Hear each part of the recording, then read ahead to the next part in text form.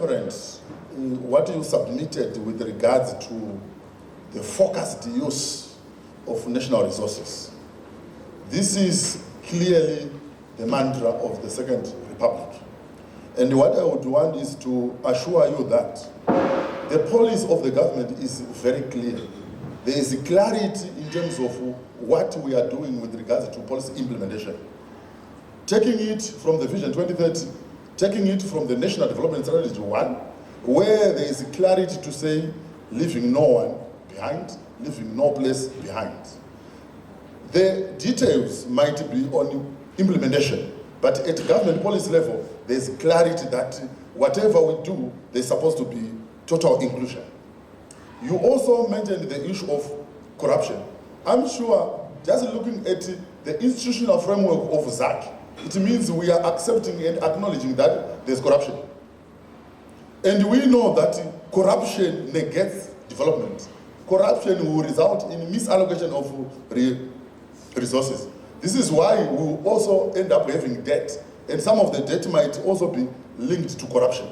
And we are accepting that corruption is there. And this is why we have got those institutional framework to deal with the problem of corruption. So this is a very, very important forum for all of us to say, how should we ensure that we decisively deal with the problem of corruption, which we are also linking to resource misallocations.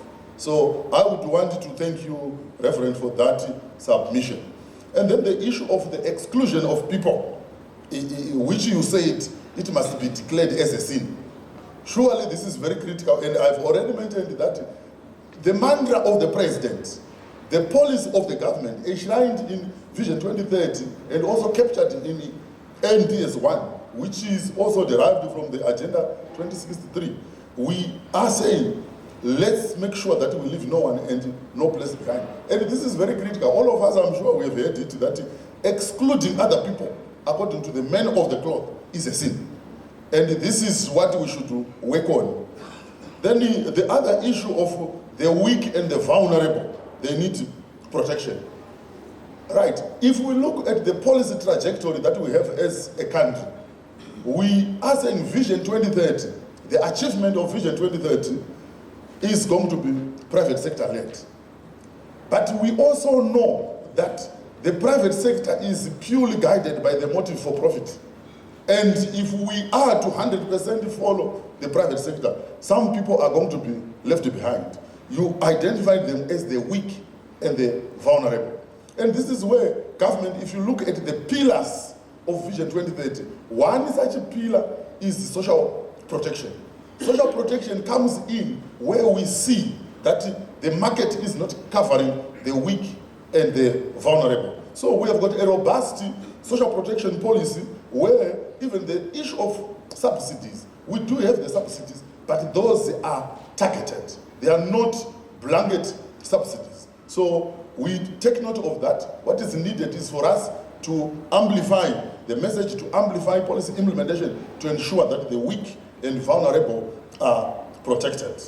You also mentioned a very critical development of inclusive development. I'm sure I've already responded to that.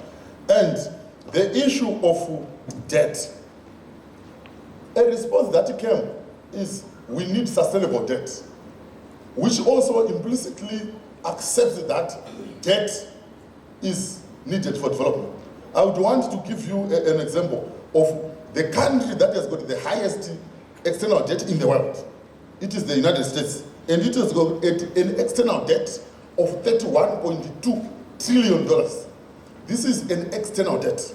Then it is followed by China with an external debt of 13 trillion. But what is coming out from the house here is we need a sustainable external debt that is justified, where the debt is transparently given and Parliament plays its critical role of oversight. And these are the issues that we need to interrogate. I remember one of the days when one of my colleagues in Parliament, Dr. Mashakari, he made a submission when we were doing budget debate, where we are saying, yes, debt is there, but as a country, we need to ensure that we leverage the development of this country around the resources that we have. We have got our lithium, we have got the gold, we have got the chrome, and now we have got the prospects of oil and gas. Surely we cannot be poor. So this is very critical. You mentioned this point, and these are the points that are coming out here to say, how do we leverage the development agenda of Zimbabwe around the resources that we have? What legacy are we going to leave? How are our kids going to see us to say, we had all these natural resources, but we did not achieve much?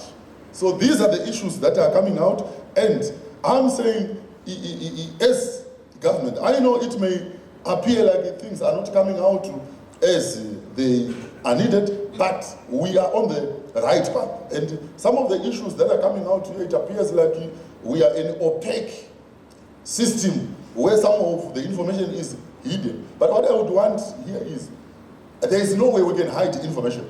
For how long can we hide information?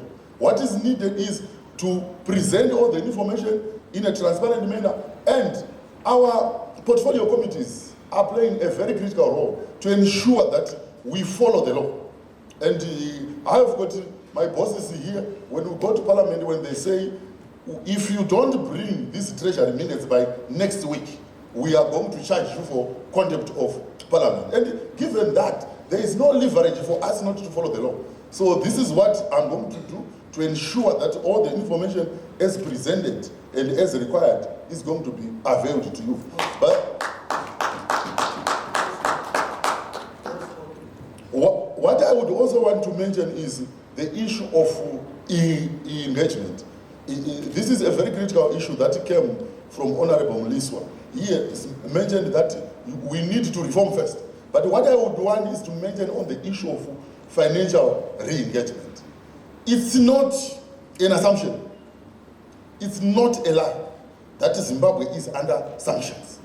We have got ZIDERA, we have got executive orders, we have got OFAC, we have got EU restrictive measures. The AGOA, where Zimbabwe is not supposed to participate. But under the executive orders, in the event that there is a platform where the international financial institutions feel like they want to assist Zimbabwe, there is an executive order that is there, issued by the Secretary of Treasury, to say such maneuvers to assist the government of Zimbabwe should be blocked. This, again, we then end up with a desperate situation where we say, we have been blocked. I can give you an example of what happened with COVID. We could not access the COVID resources under the IMF because the reason they gave was, we only give such assistance to countries that owe us. As Zimbabwe, we don't owe IMF. So they said they cannot assist us because we don't owe them. Then the World Bank said, we cannot assist you because you owe us. Are you seeing that? Under World Bank, we could not access because we owe them. IMF, they said, you can't access because you don't owe us. So this is where we are. And then where we might have expended here and there, it was because of the pronouncement that was given by His Excellency to say, with COVID, what I would want is to preserve lives. So this is the direction that was given by His Excellency to say, let's preserve lives first. So the issue of re-engagement, we are going to talk about it, but as I have said, we are going to make sure that everything is transparent. And where the information seems not to be available, we will provide. So let me go into the issues and also say, I feel very honored. We had seemed as if we have been avoiding AFRODAD. And I spoke to my minister, he is out of the country, and I said, we've been invited by ZIMCODD and AFRODAD. This is a platform for us to interface with our parliamentarians, to interface with the civil society, so that we can discuss in this forum problems that we have as a country, and also provide information that is needed, because we end up with a lot of conjecture here.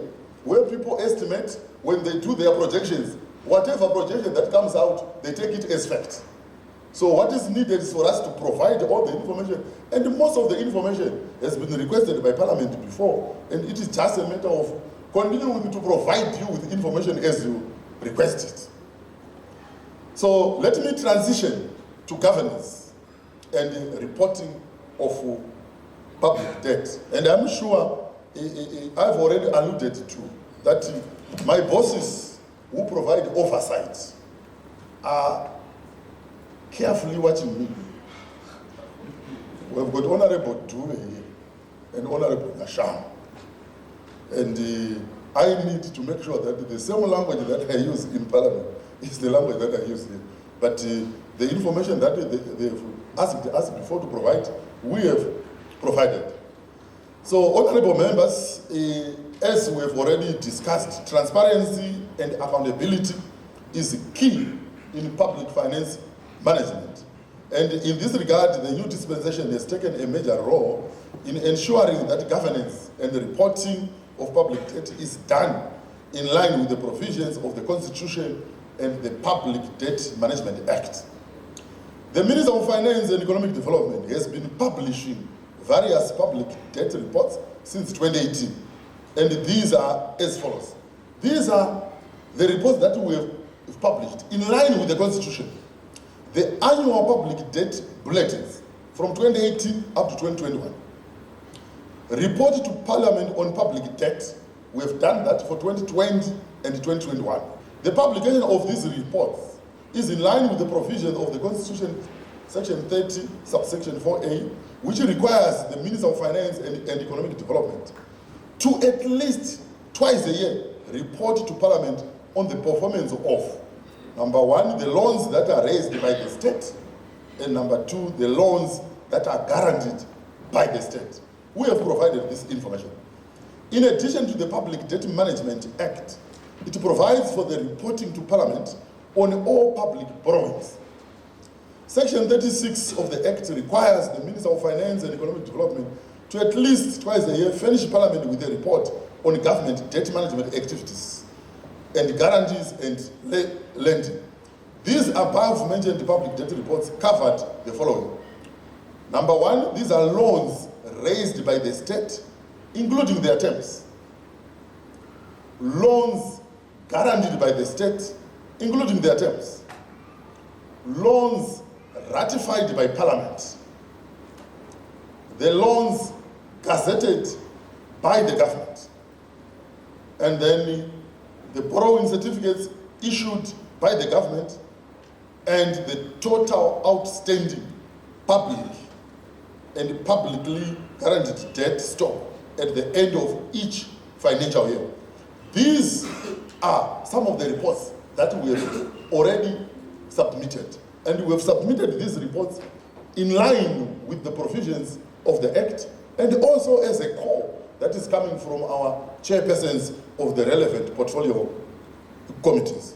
It is important to note that these reports are publicly available on the Treasury website in line with the international best practices. To ensure transparency and accountability in debt management, the Minister of Finance and Economic Development has ensured that all loans contracted by government are approved by Parliament. I've got a tabular representation of all the loans that we have taken to Parliament. And you can add and see if these are in sync with the figure that we're talking about, that one of 13.2 billion.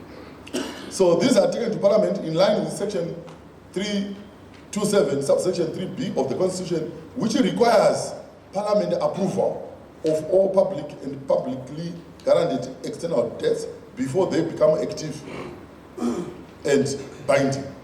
Furthermore, Section 300, subsection 3 of the Constitution, under the Public Debt Management Act, requires the Minister of Finance and Economic Development to gazette the terms and conditions of any loan agreement or a guarantee within 60 days after the agreement has been concluded.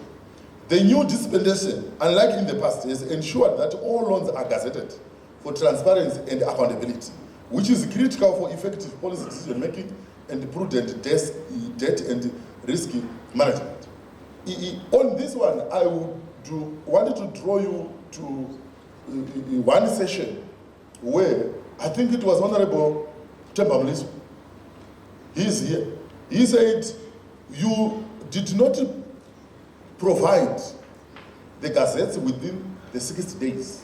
And you want a clear explanation from Minister of Finance to come to this august house to explain why you did not meet the constitutional provision. I remember when I went to Parliament and I asked for condonation.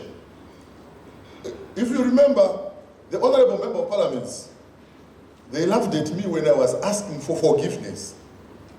And this is the type of robustness that we have in Parliament, where the parliamentarians are playing their oversight role to ensure that the issue of debt management is done in line with the Constitution of Zimbabwe. So what I'm saying here is government will continue to ensure that contraction of all public and publicly guaranteed debts will be in line with the confines of the law to ensure transparency and accountability in public finance management. Having said this, let me transition to the debt situation in Zimbabwe, arrears clearance, the debt relief, and the restoration strategy that we have as a government. Honorable members, ladies and gentlemen, Zimbabwe continues to grapple with an unsustainable debt burden. There is convergence, all of us here, to say the debt that we have is unsustainable. And this is estimated at $16.7 billion as at the end of June 2022. Of this total public and publicly guaranteed debt, $13.2 billion is external debt, while $3.6 billion is domestic debt. Now, I think someone is saying already, we are getting new figures. These are still the same figures. We have had some 17-point-something billion. Why now it is 16.7 billion? It is because immediately after the Ukraine-Russia war, the United States dollar has gained against all the currencies to the extent that it is now even stronger than the euro. Some of our external debts is quoted in euros and pounds. So the moment the exchange rate moved in favor of the US dollar, it then meant that our debt went down because of the exchange rate. So where you are seeing that 17-point-something billion and it came down to 16.7, it is because of exchange rate movements. So I've got a table here which is showing our total external debt as $13.2 billion, and I'm sure you have already deliberated on this. The domestic debt is comprised of $3.5 billion, which is compensation for former farm owners, and the United States, 38 million in treasury bills, and then 37 million in treasury bonds, and then United States $10 million are domestic arrears to service providers. There's a submission that has been given to say we have got 13.2 billion. Where is it coming from? Why is it that we have got so much debt but we are not seeing any movement in terms of the growth? Are we having a situation where the debt is probably being payment for some corrupt activities? But what I would also want to point out is the greater part of our debt is actually arrears. It's not the principal debt. The principal debt is probably less than 7 billion. But the greater part is arrears. It's payment for arrears. So if we defaulted, the interest rates, they will continue to accumulate. So we have got arrears amounting up to above $6 billion. So if you add the principal debt plus the arrears, then you come to 13.2 billion. So we are saying even though the total PPG debt stock represents around 61.6% of gross domestic product, which is within the 2022 national budget strategy paper. PPG debt to GDP ratio is 65%. So if you calculate our external debt, the public and publicly guaranteed stock as a percentage of GDP, we are on 65%. And then you also calculate it as a ratio of PPG to GDP ratio. It is around 70%, as prescribed in the Public Debt Management Act. But of concern is the accumulation of external debt payment arrears. So what I'm saying here is, even the law and the Public Debt Management Act, it prescribed us to say we should not go beyond a certain figure. And we are still within the confines of the law in terms of our external indebtedness. So, but we are saying, of concern is the accumulation of external payment arrears and penalties for the past 2 decades, which are now estimated at 6.6 billion as at end June 2020. So these are our arrears levels. The penalties, they are amounting to 6.6 billion. So the existence of these external debt payment arrears and penalties, they remain in upward to the achievement of the National Development Strategy 1 objectives and the attainment of Vision 2030. Government remains committed to the engagement and the re-engagement within the international community and creditors for debt resolutions and arrears clearance as pronounced in the National Development Strategy 1. In this regard, the arrears clearance and debt relief and the restructuring strategy has been formulated and was approved in November 2021 by Cabinet, and it was also approved by Parliament as part of the 2022 national budget. Furthermore, the strategy was launched in April 2022 and shared with the various development partners, including the IMF, the World Bank, African Development Bank, and ambassadors accredited to Zimbabwe. The strategy outlines and explores possible debt resolution options under the heavily indebted poor countries initiative and non-HIPC initiative scenarios. The HIPC initiative option and process would allow the country to benefit from the maximum debt relief. The country will be exploring this route with the assistance of the World Bank as well as support from G7 members who are also Paris Club members. Zimbabwe is keen to undertake the HIPC initiative process. It is in this window of the HIPC initiative where we are going to see if we are going to meet the eligibility criteria. The country will have to meet the HIPC initiative eligibility, which is as follows. So, from the strategy, I'm sure the majority of you have seen the strategy that we have as a country. There are quite a number of policy options that are there, but the preferred policy option is the HIPC initiative. But under the HIPC initiative, we then need to meet the HIPC eligibility criteria. And some of the issues that are under the HIPC are the reclassification of Zimbabwe as an IDA-only country, the grandfathering of Zimbabwe to the HIPC initiative by the IMF board, and the HIPC initiative eligibility assessment. So here I may want to comment a bit on this. You have seen the point, the grandfathering of Zimbabwe in the HIPC initiative by the IMF board. This then brings us back to Zidera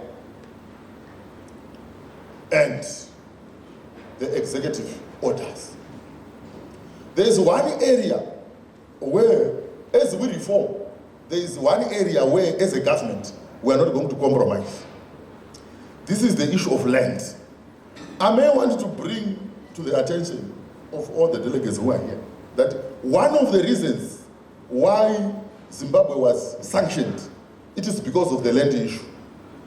And for us as a country and as a government, the land issue is a done deal. There is no going back on the issue of land. The liberation struggle was all about the land, and where the allocations were not done in line with the provisions of the Constitution, there are some corrections that are being done. But as long as Zidera is tied to land, then it means for us, we may not reach that stage where we are going to have total engagement. Why? Because on the issue of land, it's a done deal. And we're not going to change our position on land.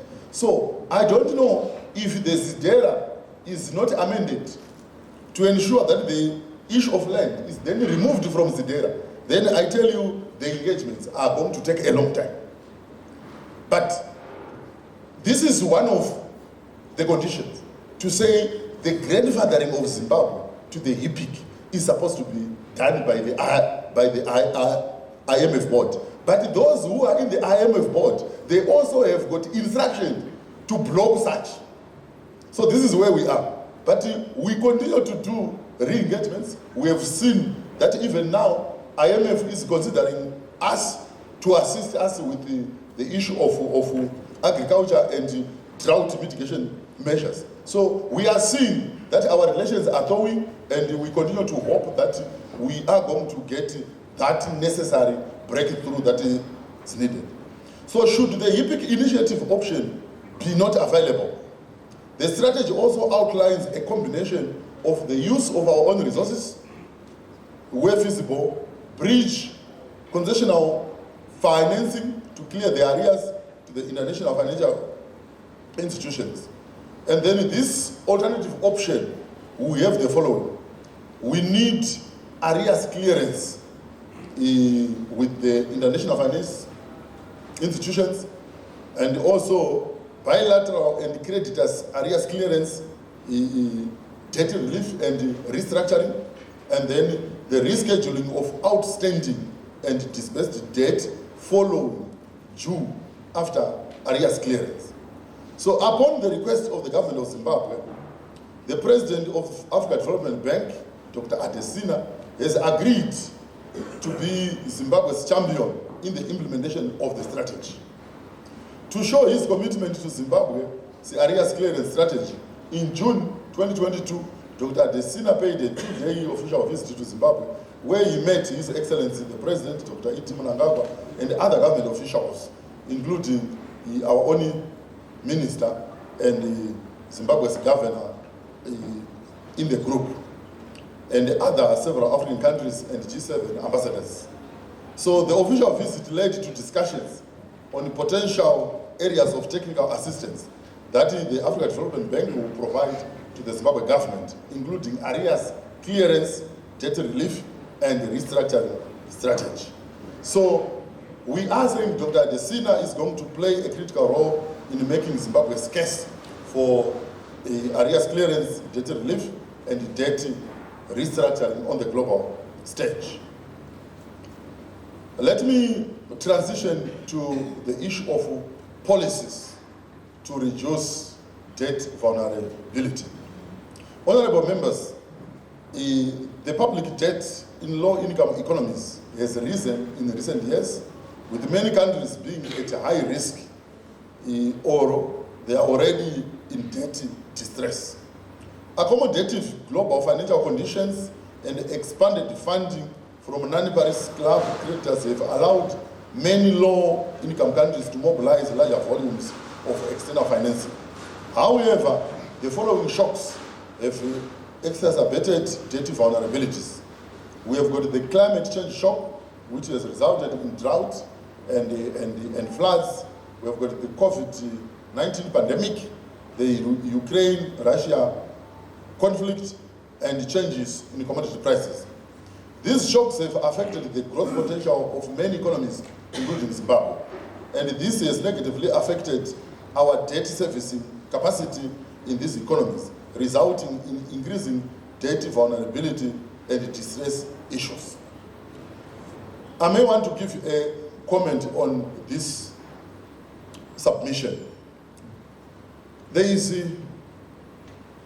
a comment that came from the House here to say our token payments amounting to $59 million may not be having a human face because we prioritized the token payments against the vulnerable people. But at the same time, we're also saying here, let's engage. As part of our re-engagement efforts, especially on economic and financial re-engagement, we agreed as government to say, let's just show that we still know that we owe you. Let's just show that in as much as we don't have enough resources, but we are willing to pay that token payment. It's not much, but it's just the token payment. So we have been making these quarterly payments just as a way of showing that we still know that we owe, and it is also a gesture to show that we want to continue with the re-engagement efforts. But we are also aware that we need to cover the daily needs of our vulnerable and weak people. So the shocks have affected the growth potential of many economies, and I've said this has led us in us not being in a position to continue to save our debt. The countries with significant debt burdens continue to suffer and face difficult trade-off between scaling up public investment or meet the ambitious development objectives and at the same time containing debt vulnerabilities. Going forward, in order to reduce debt, government will maintain and pursue the following. No recourse to central bank financing. On this, I want to mention that since 2018, the central bank, working together with Minister of Finance, agreed that Minister of Finance was not going to utilize its window of recourse to RBZ financing. So from 2018 up to now, we have not borrowed any cent from the RBZ. Then we are also saying, as part of our key policies, we prioritize concessional financing.